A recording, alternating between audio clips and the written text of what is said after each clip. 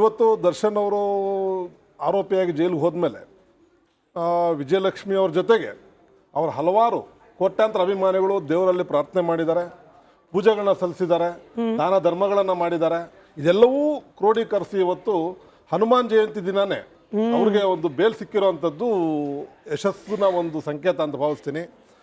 ಘನ ನ್ಯಾಯಾಲಯ ಇವತ್ತು ಅವರು ಅಬಿಚುವಲ್ ಅಫೆಂಡರ್ ಅಲ್ಲ, ಅಂದರೆ ಚಾಳಿ ಬಿದ್ದ ಅಪರಾಧಿ ಅಲ್ಲ ಅಥವಾ ಆರೋಪಿ ಅಲ್ಲ, ಅದನ್ನು ಪರಿಗಣನೆಗೆ ತಗೊಂಡು ಅವರನ್ನು ಇವತ್ತು ಜಾಮೀನು ಮೇಲೆ ಬಿಡುಗಡೆ ಮಾಡಿದೆ.